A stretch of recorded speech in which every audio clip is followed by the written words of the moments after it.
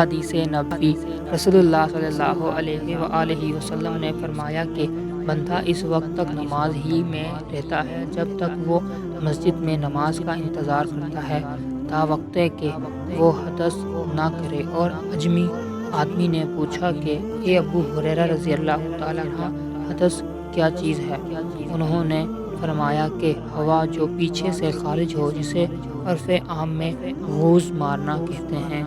صحیح بخاری حدیث نمبر 176۔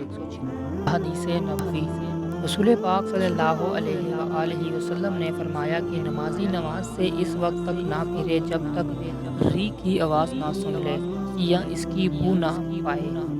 صحیح بخاری حدیث نمبر 177۔ حدیث نبوی حضرت علی رضی اللہ تعالیٰ عنہ نے فرمایا کہ میں ایسا آدمی تھا جس کو سالانہ مزی کی شکایت تھی، مگر رسول اللہ صلی اللہ علیہ وآلہ وسلم سے دریافت کرتے ہوئے مجھے شرم آئی تو میں نے ابن مسعود کو حکم دیا۔ انہوں نے آپ صلی اللہ علیہ وآلہ وسلم سے پوچھا۔ آپ صلی اللہ علیہ وآلہ وسلم نے فرمایا کہ اس میں وضو کرنا فرض ہے۔ صحیح بخاری حدیث نمبر 178۔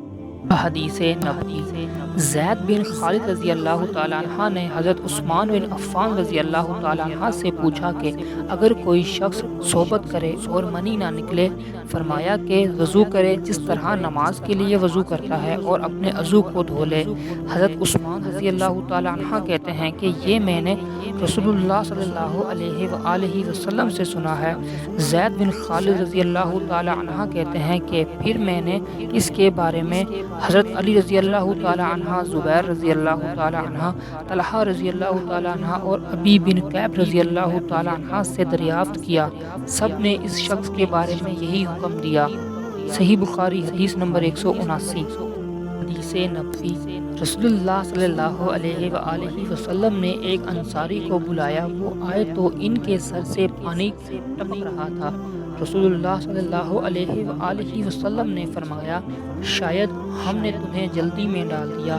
انہوں نے کہا جی ہاں۔ تب رسول اللہ صلی اللہ علیہ وآلہ وسلم نے فرمایا کہ جب کوئی جلدی کا کام آ پڑے یا تمہیں انزال نہ ہو تو تم پر وضو ہے، غسل ضروری نہیں۔ صحیح بخاری حدیث نمبر 180۔